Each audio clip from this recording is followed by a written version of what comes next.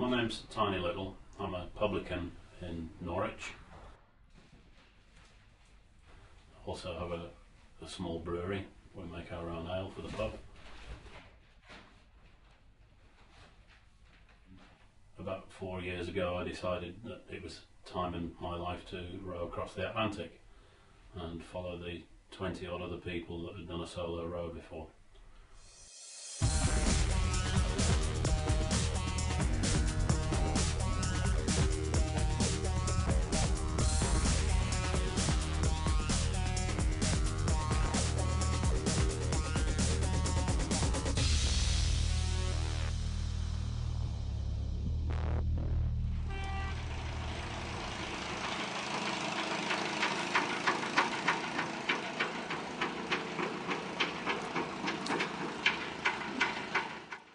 I remember very well when I was 14 watching the astronauts on the moon, and my life's ambition was set, but then when I discovered I couldn't be an astronaut, I decided that rowing the Atlantic was a cool thing to do. That's mostly because John Fairfax was congratulated from the moon by the astronauts, because at the same time as they arrived on the moon, he arrived in Miami after his solo row.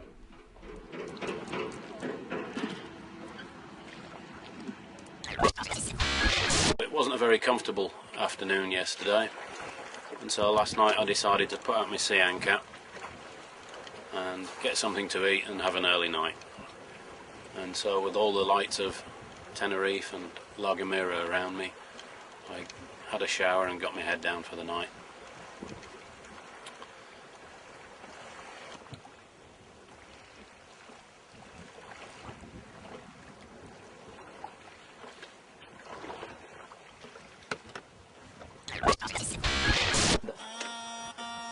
We have down here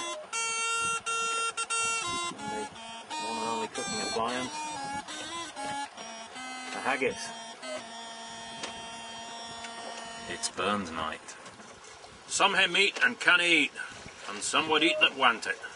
But we hae meat and we can eat, and say the Lord be thanked. My good friends from the Black Isle allowed me to buy some whiskey. Aren't they nice? Oh, they're lovely people, really.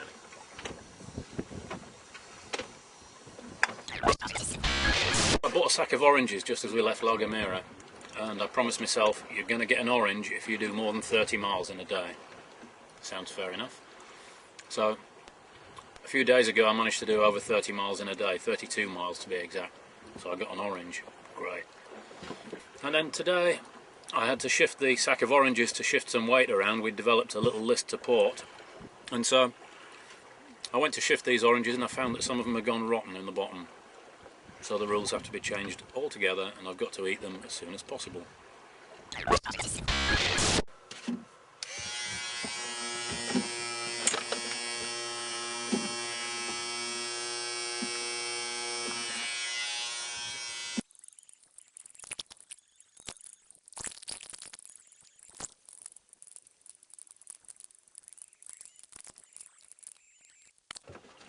That feels a lot cooler already. I've just delved down into the wine cellar, and what have I found but a small drop of Vino Tinto.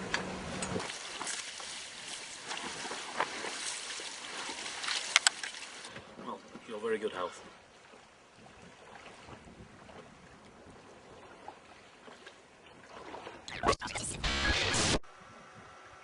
As far as I know, I'm the first person ever to row an ocean in possession of a fridge that works, and this has been on its first trial today in here, for the very good reason that there's a very special consignment inside of it. I'll show you what that is.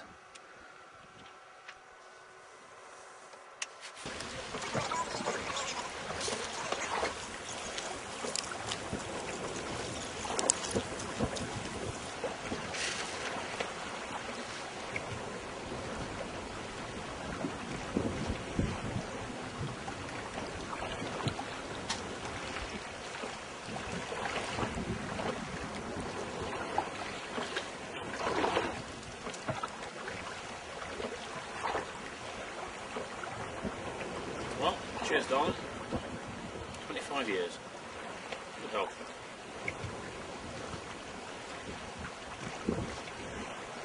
Oh, that's exquisite. I don't actually feel much like eating straight away when I've finished rowing. Usually I like to wind down a little first. Wind down a little of this.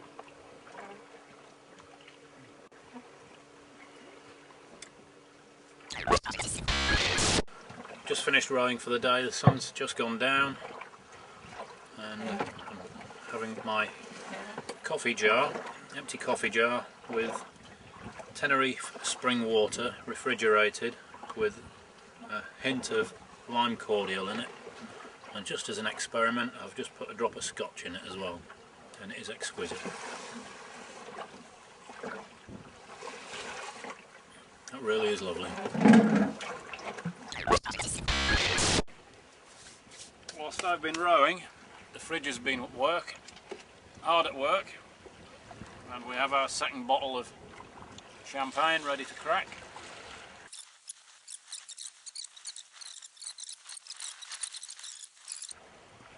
This coffee jar's come in so handy, wonderful. Your very good health, and here's to the second half. Oh. Oh. I cannot tell you how good that is.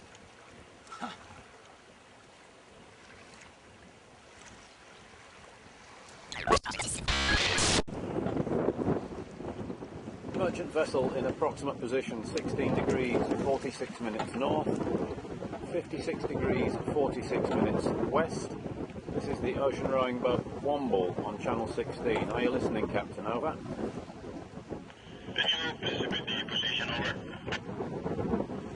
Yes, good morning, Captain. Are you happy on channel 16 or do you want to go another channel? Can you please repeat the position the ship you are calling over? Yes, the position is 16 degrees 46 minutes north, 56 degrees 46 minutes west. Over.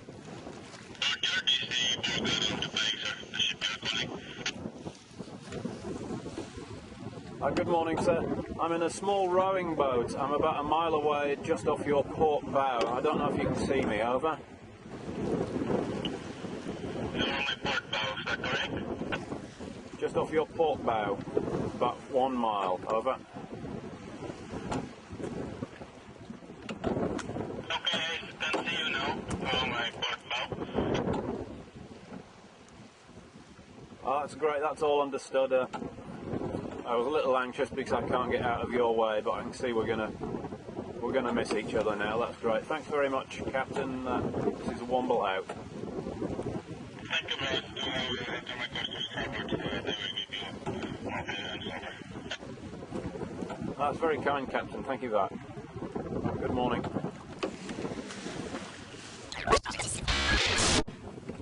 Okay, we've come along our line here, up around into that little tight circle, back down, then we went up again and back down, and now we've gone up again. This is Antigua, our destination, and we're being swept up this direction here. We cannot even make Barbuda, the sister island, there. And that distance there is 50 miles. Tantalising. And we've passed our CPA, the closest point of approach for Antigua. We can't make it at all. We can't make Antigua or Barbuda, and there's no forecast of a change in the conditions, and so reluctantly I've had to call for a tow. And what I think I'll do is ask him to leave me outside the harbour, and I'll just cheat and row the last bit in. On the last night, whilst I was waiting for a boat to come and tow me back down to the island, a school of dolphins turned up that were very different to all the others that I'd seen. They were much darker in colour. They had young with them, but they were really mean, beaten about dolphins. There were big lumps of them where they'd been fighting, and they ate all of the dorado. They hunted them down mercilessly.